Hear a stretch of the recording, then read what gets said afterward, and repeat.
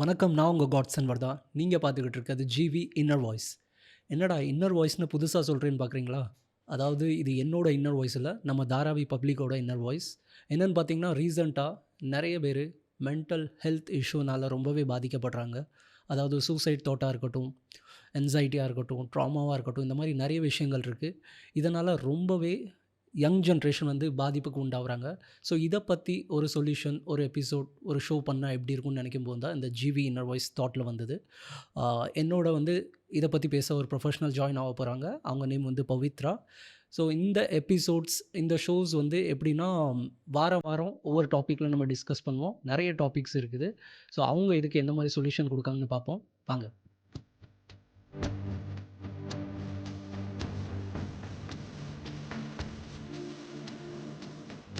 வணக்கம் பவித்ரா. எப்படி இருக்கீங்க? நல்லா இருக்கேன். நீங்க எப்படி இருக்கீங்க? நல்லா இருக்கேன். ஸோ பவித்ரா யாரு? என்ன பண்ணிட்டு இருக்கீங்க? உங்கள பத்தி சொல்லுங்க. ஓகே. ஸோ நான் வந்து ஒரு NLP கோச்சா இருக்கிறேன். And I recently have my own start up called resilient roots. Okay. So NLP coach and founder of resilient roots. என்எல்பின்னா நம்ம ஆடியன்ஸ்க்கு புரியாது. So okay. கிளியரா நீங்க சொல்லுங்க ஸோ என்ன அப்படின்னு. NLPனா இப்போ வந்து நம்ம மென்டல் ஹெல்த் அப்படின்னு பேசுகிறோம் தெரியுமா? ஓகே. மென்டல் ஹெல்த்தில் நிறைய சேலஞ்சஸ் வரும். ஸோ அந்த சேலஞ்சஸ் எப்படி ஓவர் கம் பண்ணுறதுக்கான ஒரு நியூ டெக்னிக், ஒரு நியூ வே ஆஃப் அப்ரோச், ஒரு வித்தியாசமான விதத்தில் நம்ம வந்து நம்மளுடைய மென்டல் ஹெல்த்தை எப்படி நல்லா வச்சுக்கலான்னு கற்றுக்க வேண்டிய ஒரு விதம் அப்படின்னு சொல்லலாம். ஸோ NLP இஸ் அதோட full form neuro linguistic programming. அதோட ஓகே. நம்ம அப்படின்னா வந்து நம்ம பிரெயின்குள்ள லாங்குவேஜை நம்ம ஒரு நல்ல விதத்தில் நம்மளுக்கு எந்த மாதிரி வேணும் அந்த விதத்தில் ப்ரோக்ராம் பண்ணுறது. ஓகே. ஆ இது வந்து எப்படி நம்ம சைக்காலஜி, சைக்காட்ரிஸ்ட் அந்த மாரி பண்றாங்களா? அதுவும் இதுவும் ரிலேட்டடா? இல்ல இது வேறயா? கம்ப்ளீட்டாக டிஃப்ரெண்ட்டுன்னு சொல்ல முடியாது, சேம்னு சொல்ல முடியாது. There is a difference. Okay. Approach அதாவது நம்ம எந்த விதத்தில் டீல் பண்ணுறோம் ப்ராப்ளம்ஸ், அதில் வந்து வித்தியாசம் இருக்குது. ஓகே. ஸோ இன்னைக்கு வந்து நம்ம பேச போற டாபிக் என்னன்னு பார்த்தீங்கன்னா, சூசைட். ஓகே. ஸோ இந்த டாபிக் வந்து இப்போ ரீசென்ட்டா நெறைய பேர் சூசைட் பண்ணுறதா இருக்கட்டும், ஸோ மனநலம் ரொம்பவே பாதிக்கப்பட்டு இந்த மாரி ஆக்ஷன் வந்து டக்கு டக்குன்னு எடுத்துடுறாங்க. அது மெயினா 2K ஜென்ரேஷன்ஸ் ரொம்பவே சீக்கிரமா இந்த மாரி முடிவெல்லாம் எடுக்காங்க. ஸோ இத பத்தி இந்த மாரி சூசைடல் தாட்ஸ் வரும்போது அவங்களோட மென்டல் ஹெல்த் எந்த மாரி இருக்கும்? என்ன மாரி திங்ஸ் எல்லாம் அவங்க எக்ஸ்பீரியன்ஸ் பண்ணுவாங்க? ஸோ வந்து இன்னைக்குள்ள டைமில் இப்போ வந்து it could be 2K kids நீங்கள் சொன்னாலும் சரி, இல்லை அதுக்கு முன்னாடி உள்ள ஜென்ரேஷன்னு சொன்னாலும் சரி, மென்டல் ஹெல்த் வந்து ரொம்பவே வந்து இம்பார்ட்டண்ட்டான ஒரு விஷயம். நம்ம இப்போ வந்து ஒரு 5 இயர்ஸ் ஒரு 10 இயர்ஸாக வந்து அதுக்கு ஒரு இம்பார்ட்டன்ஸ் கொடுக்குறோம். ஓகே, ம். மென்டல் ஹெல்த் ரொம்ப இம்பார்ட்டண்ட். ஒருத்தவங்க ஸ்ட்ரெஸ்ஸாக இருந்தால் வந்து நம்ம அவங்கள கொஞ்சம் நல்லா கேர் எடுத்து பார்த்துக்குறோம், அதெல்லாம் பண்ணுறோம். பட் ஏர்லியர் அதெல்லாம் இல்லை. அதனால என்ன ஆகுதுன்னா, இப்போ எல்லாருக்கும் என்ன தோணுது, நம்மள சுத்தி இருக்கிறவங்களுக்குன்னா 2K கிட்ஸ் தான் அதாவது வந்து சூசைட் ரொம்ப பண்றாங்க அப்படின்ட்டு. அப்படி கிடையாது.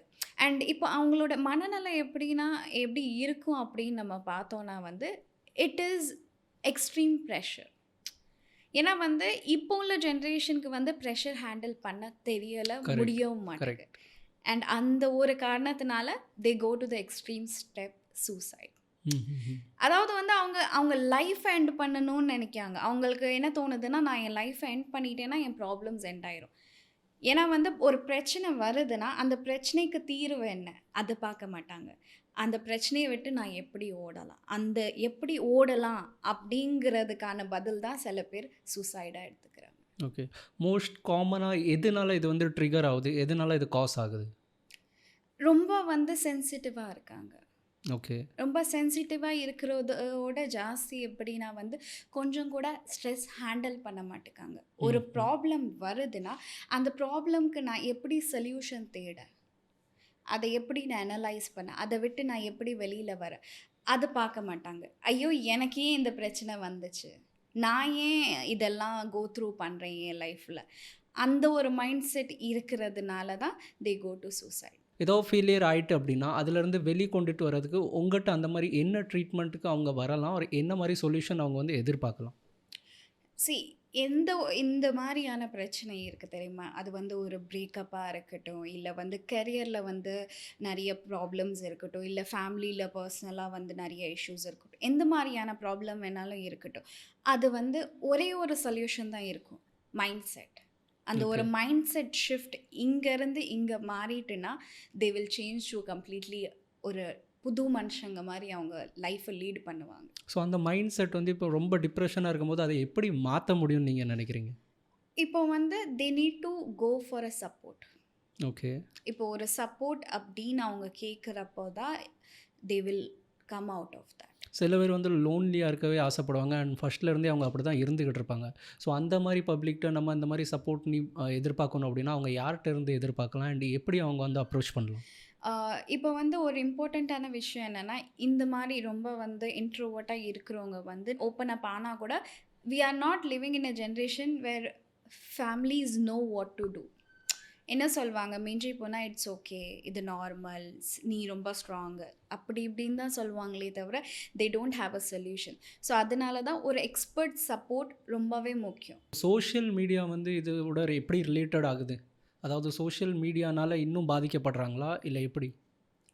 சோஷியல் மீடியானால் பாதிக்கவும் படுறாங்க, சோஷியல் மீடியானால் சில பேர் வெளியிலையும் வர்றாங்க. ஏன்னா வந்து இப்போது ஒரு இமோஷனில் நம்ம கனெக்டடாக இருக்கிறோம். அண்ட் அந்த டைமில் தான் நம்ம வந்து நம்மளுடைய இன்ஸ்டாகிராமை திறப்போம், இல்லை ஃபேஸ்புக்கை திறப்போம். அண்ட் ஒரு ரேண்டமான ஒரு ரீல் நீங்கள் பிக் பண்ணி பார்ப்பீங்க, யூ கெட் கனெக்டட். அண்ட் அதே ரீலை நீங்கள் வந்து இன்னும் ஒரு 2 நிமிஷம் பார்த்தீங்கன்னா அகெயின் உங்களுடைய அல்காரிதம் ஷிஃப்ட் ஆயிரும் and you start getting the same content. Correct. அதாவது ஒருத்தங்க இப்போ ஆல்ரெடி டிப்ரெஷனாக இருக்கும்போது ஒரு லவ் ஃபெயிலியர் சாங்கோ அந்த மாதிரி ஏதாவது கேட்கும்போதோ அவங்க வேறு ஏதாவது யோசிக்க கூட முடியாது. அதுவே தான் அவங்களுக்கு கண்டினியூவாக அதே ஆல்காரிதம் படி அதே திருப்பி திருப்பி ரிப்பீட் ஆன மாதிரி இருக்கும். ரொம்ப அன்வான்டாக டவுன்லோட்ஸ் எடுத்துகிட்டே இருப்பீங்க சோஷியல் மீடியாவிலேருந்து. அண்ட் அதுவும் ஒரு பிக்கெஸ்ட் ரீசனாக இருக்கும் உங்கள் லைஃப்பில் வந்து இன்னும் ப்ராப்ளம்ஸ்க்காண்டி. சப்போஸ் ஃப்ரெண்ட்ஸ் கிட்ட பேசணும்னு நினைக்கிறாங்க இதை பற்றி அப்படின்னா அவங்க இந்த கான்வர்சேஷனை அவங்கக்கிட்ட எந்த மாதிரி டைமில் ஷேர் பண்ணலாம் அண்ட் எப்படி ஷேர் பண்ணால் ஆப்போசிட்டில் உள்ளவங்களுக்கு புரிய வரும்? புரிய வரும் அப்படின்னு நம்ம வந்து ஷோராக சொல்ல முடியாது. பட் ஆனால் இப்போ வந்து ஒருத்தவங்களுக்கு ஷேர் பண்ணணும்னு நினைக்கிறாங்கன்னா ஒரு காமான என்வாயர்மெண்ட்டில் உட்கார வச்சு எக்ஸ்பிளைன் பண்ணணும். பட் அந்த கேட்குற ஒருத்தவங்க இருக்காங்க தெரியுமா, அவங்க வந்து அங்கே சொல்யூஷன் கொடுக்குறதோ இல்லை இட்ஸ் ஓகே இது ரொம்ப இதையும் நீ வந்து கோ த்ரூ பண்ணி இன்னும் க்ராஸ் பண்ணிடுவ அந்த மாதிரியெல்லாம் சொல்கிறதுக்கு பதிலாக ஜஸ்ட் ஒரு லிசனராக இருந்து ஆக்டிவாக கேட்கணும். அவங்க என்ன ஃபீல் பண்ணுறாங்க, என்னென்ன கோ த்ரூ பண்ணாங்க அப்படின்னு தான். ஏன்னா வந்து அவங்க உங்ககிட்ட சொல்யூஷன் தேடி வரல, அவங்க வந்து ஃபர்ஸ்ட் ஸ்டெப் என்ன யோசிக்கிறாங்கன்னா என்னை ஒருத்தவங்க ஜட்ஜ் பண்ணாமல் கேட்டாலே எனக்கு போதும் அப்படின்னு. கரெக்ட். இந்த மாதிரி விஷயங்கள் வந்து நான் நிறையவே எக்ஸ்பீரியன்ஸ் பண்ணியிருக்கேன். ஆனால் இப்போ என்னன்னா ஆப்போசிட் பர்சனும் உங்களை மாதிரி ஃபீலிங்ஸில் இருந்திருக்காங்க, உங்களை மாதிரி சைல்டுஹுட் ட்ராமா இல்லைனா ஏதாவது அவங்க பாதிக்கப்பட்டிருக்கலாம், இல்லைனா எக்ஸ்பீரியன்ஸ் பண்ணியிருக்கலாம், இல்லை வேறு யாராவது மூலியமாக அவங்க வந்து கேள்விப்பட்டிருக்கலாம், அனுபவிச்சிருக்கலாம். ஸோ அந்த மாதிரி டைமில் இப்போ நீங்கள் என்கிட்ட சொல்யூஷன் கேட்டு வரீங்க அப்படின்னா என்கிட்ட அதோட சொல்யூஷன் சப்போஸ் இருக்குது, என்னால் சொல்லி உங்களை காப்பாற்ற முடியும், இல்லைனா ஏதாச்சும் உங்களுக்கு ஆறுதல் படுத்த முடியும்னா நான் அதை ஜட்ஜ் பண்ணி சொல்கிறதுல தப்பில்லையே. ஆனால் வந்து ஃபர்ஸ்ட் ஸ்டெப் இஸ் காது கொடுத்து கேட்கணும். ஓகே. இப்போ நான் உங்கள் முன்னாடி உட்காந்து சொல்கிறேன்னா என்னோடய எமோஷன்ஸ் என்னுடைய ஃபர்ஸ்ட் இது வந்து என்ன இருக்கும்னா மைண்டில் நான் சொல்கிறத காது கொடுத்து முழுசாக கேட்கணும். Once I feel like yes எனக்கு என்ன சொல்ல வேண்டியது இருந்ததோ ஷேர் பண்ண வேண்டியது இருந்ததோ அதை சொல்லி முடிச்சிட்டேன்னா I need some time and space. அதுக்கப்புறம் நீங்கள் வந்து ஒரு விஷயம் சொல்கிறீங்கன்னா என்னோடய மைண்ட் ஒரு ரிசீவிங் எண்டில் இருக்கும். கரெக்ட். ஏன்னா நிறைய பேர் வந்து என்ன ப்ராப்ளம் ஆகுதுன்னா இப்போ அவங்க வந்து நம்மகிட்ட சொல்லும்போது நம்ம அதெல்லாம் நீங்கள் சொல்கிற மாதிரி கேட்டு ஃபுல்லாகவே கேட்டு முடிச்சுட்டு நம்ம ஒரு சொல்யூஷன் சொல்கிறோம்னா அந்த நேரத்தில் அவங்களுக்கு அது புரியவே மாட்டேங்குது. அவங்கள நம்ம ஜட்ஜ் பண்ணுற மாதிரி அவங்க நினச்சிக்கிட்றாங்க. ஏன்னா அவங்க பக்கத்துலேயும் சில மிஸ்டேக்ஸ் இருக்கும், அதை நம்ம வந்து அவங்களுக்கு இது பாயிண்ட் அப்படின்னு இந்த மிஸ்டேக்ஸ்லாம் நீ பண்ணியிருக்க அப்படின்னு காட்டும்போது அவங்களுக்கு அது இன்னுமே ஃபீல் ஆகிடுது. நான் உங்ககிட்ட ஒரு சொல்யூஷன் கேட்க வரல, எனக்கு யாராவது கேட்டால் போதும் அப்படின்னு தான் நான் நினச்சி வந்தேன், ஆனால் நீ என்னையவே ஜட்ஜ் பண்ணுற அந்த மாதிரி அவங்க சொல்ல ஆரம்பிச்சிடுறாங்க. ஸோ இவங்கள மாதிரி ஆள்களை எப்போ தான் நம்ம அவங்களுக்கு சொல்யூஷன் கொடுத்து ஜட்ஜ் பண்ண முடியுமா, இல்லை நம்ம கம்ப்ளீட்டாக வேண்டாம் அவாய்ட் பண்ணிவிட்டு பேசாமல் நீங்கள் ஏதாவது டாக்டர் பார்த்துக்காங்க இல்லை கன்சல்டேஷன் போய்க்காங்கன்னு இப்படி நம்ம சொல்லி அனுப்பலாமா? ஃபர்ஸ்ட் திங் ஒருத்தவங்க வந்து ஒரு ட்ராமாவை பற்றி ஷேர் பண்ணும்போது அவங்க சொல்யூஷன் எக்ஸ்பெக்ட் பண்ணலை அவங்கக்கிட்ட. So all they want is நீங்கள் வந்து அவங்கள கேட்கணும். அண்ட் ரெண்டாவது இது அவங்களாம் வந்து கேட்க வரைக்கும் சொல்யூஷன் நம்ம வந்து அந்த இடத்துல கொடுக்காட்டி இட்ஸ் பெட்டர். ஏன்னா வந்து ஒரு ட்ராமா பற்றி அவங்க ஷேர் பண்ணியிருக்காங்க விச் இஸ் ஆல்ரெடி நம்ம சொல்லணுன்னா வந்து வலியில் இருந்திருக்காங்க. ஸோ நம்ம வந்து நீ இங்கே இது பண்ணியிருக்கலாம், இல்லை இங்கே பண்ணது இப்படி போயிட்டு இல்லை இது தப்பாக போச்சு அப்படின்னு சொல்லும்போது அது வந்து அவங்களுக்கு இன்னும் வலியை தான் கொடுக்குமே தவிர அந்த வலிக்கான மருந்தை கொடுக்காது. ஸோ இந்த மாதிரி பர்சனுக்கு என்ன மாதிரி ட்ரீட்மெண்ட்ஸ் எல்லாம் கொடுக்கலாம்? எப்படி நீங்கள் வந்து ட்ரீட் பண்ணுவீங்க இந்த மாதிரி பர்சன்லாம்? ஃபர்ஸ்ட் ஒரு விஷயம் நான் உங்ககிட்ட தான் புரிஞ்சுக்கணும்னு ஆசைப்பட்டேன். ட்ரீட்மெண்ட் அப்படின்னா என்னது? ட்ரீட்மெண்ட்னா ஒரு எக்ஸசைஸாக இருக்கலாம், ஆர் மெடிசின் வச்சு ட்ரீட் பண்ணுறதா இருக்கலாம். அந்த மாதிரி நிறைய தெரப்பி எல்லாம் கொடுப்பாங்க. ஸோ அந்த மாதிரி நிறைய ட்ரீட்மெண்ட்ஸ் இருக்குது. ஃபர்ஸ்ட் திங், இப்போ நீங்கள் வந்து ஒரு விஷயம் சொன்னீங்க, மெடிசின் கொடுக்கலான்ட்டு. ஆ, இப்போ நீங்கள் மெடிசின் எப்போ சாப்பிடுவீங்க யூசுவலாக? நம்மளாம் உடம்பு சரியில்லைன்னா மெடிசன் சாப்பிடுவோம் நம்ம. ஓகே.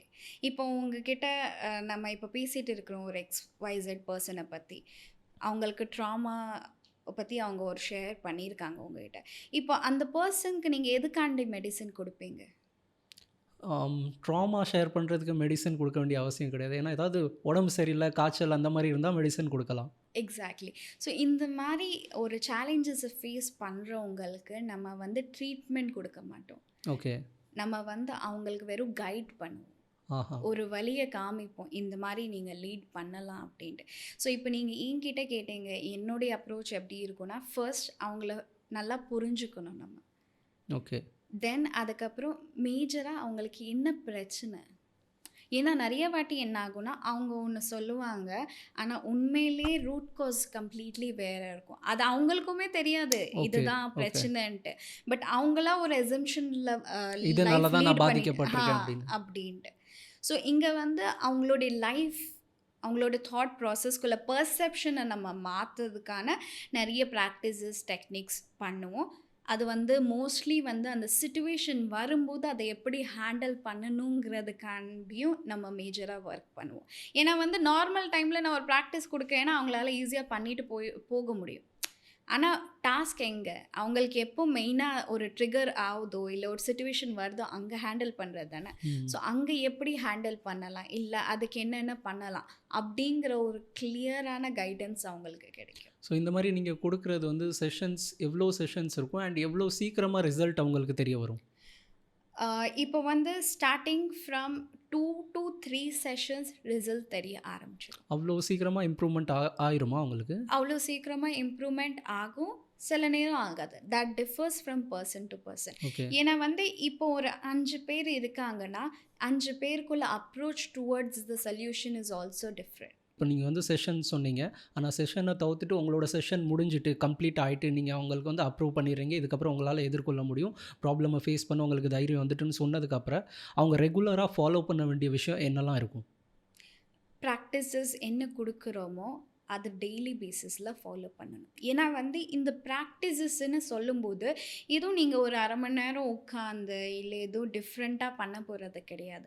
இந்த ஓகே. ப்ராக்டிசஸ் எல்லாமே நீங்கள் உங்களுடைய டெய்லி ருட்டீனில் வந்து நார்மலாக இன்கல்கேட் பண்ணிகிட்டே போகலாம். அதுக்குன்னு ஒரு தனியாக டைம் ஒதுக்க வேண்டிய அவசியம் எதுவுமே கிடையாது. ஓகே. அண்ட் இப்போ உள்ள சோஷியல் மீடியா வச்சு யூஸ் பண்ணி இந்த மாதிரி சொல்யூஷன்லாம் யூடியூப்லேயும் அல்லாது இன்ஸ்டாகிராம்லேயும் பார்த்து அவங்க தெரிஞ்சுக்கலாமா, இல்லை ப்ராப்பராக வேறு யாரையாவது அப்ரோச் பண்ணி கன்சல்ட் பண்ணி தான் ஆகணுமா? யூடியூபாக இருக்கட்டும், இன்ஸ்டாகிராமாக இருக்கட்டும், எல்லாருமே நிறைய விஷயங்கள் உங்களுக்கு ப்ரொவைட் பண்ணுறாங்க. ஆனால் நீங்கள் ஒரு பர்சன் கிட்ட நீங்கள் கன்சல்ட் பண்ணதுக்குன்னு போகும்போது அந்த பர்சன் உங்களை in and out first understand பண்ணுவாங்க. ஓகே. இப்போ சோஷியல் மீடியாவில் நிறைய சொல்யூஷன்ஸ் இருக்கும், ஆனால் வந்து உங்களுக்கு தெரியுமா அந்த சொல்யூஷன் உங்களுக்கு தான் ஃபிட்டுன்னு? கரெக்ட். இப்போ நம்ம வந்து ஒரு ஃபீவர் வரட்டும், இல்லை பாடியில் என்ன இஷ்யூஸ் வேணாலும் வரட்டும், சிம்டம் சொல்லியாச்சுன்னா கூகுள் சொல்லும் இதுக்கு இதை ஆமாம், தான் இப்போ எல்லாரும் சாட் ஜிபிடிலேயே மெடிசன்லாம் எடுத்துக்கிறாங்க. மெடிசன் எடுத்துக்கிறேன். ஸோ நீங்கள் சாட் ஜிபிடி சொல்கிற மெடிசன் எடுத்துகிட்டு டைரெக்டாக சாப்பிடுவீங்களா? இல்லை, நான் தோ கண்டிப்பாக பண்ண மாட்டேன். ஆனால் மோஸ்ட்லி இப்போ எல்லாரும் சாட் ஜிபிடிலேயே பார்த்து எல்லாரும் டாக்டர் ஆகிட்டாங்க இப்போ. எஸ். ஸோ அதுதான் தப்பு. ஏன்னா வந்து நம்ம எப்படி இப்போது நம்ம உடம்புலேயே ஒரு பிரச்சனை இருக்குன்னா நம்மளே ஆப்ரேட் பண்ண மாட்டோம். இந்த சேம் வே நம்மளுக்கு ஒரு இஷ்யூ இருக்குன்னா யூடியூப்பில் கொடுக்குற சொல்யூஷனை வச்சு நம்ம கேரி ஃபார்வர்ட் பண்ண முடியும். சில ஹேக்ஸ் இருக்கும், சில சின்ன சின்ன டிப்ஸ் இருக்கும், அதை நீங்கள் எடுத்துக்கலாம். But when it comes to a major decision, major problem of your life, you need to consult someone. ரொம்பவே நல்ல சொல்யூஷன்ஸ் கொடுத்துருக்கீங்க. இது கண்டிப்பாக இவங்களுக்கெல்லாம் யூஸ் ஆகும்னு நான் நினைக்கிறேன். ஸோ இந்த மாதிரி தாட்ஸ் யாருக்குமே வந்ததுன்னா நானும் அதை தான் சொல்லுவேன். ஃப்ரெண்ட்ஸ் இல்லைன்னா ஃபேமிலிகிட்ட ஃபஸ்ட்டு பேசுங்க. ஏன்னா நிறைய பேருக்கு பேசக்கூட ஆள் இல்லாததுனால தான் இந்த மாதிரி டிசிஷன் ஃபர்ஸ்ட் ஆஃப் ஆல் எடுக்கிறாங்க.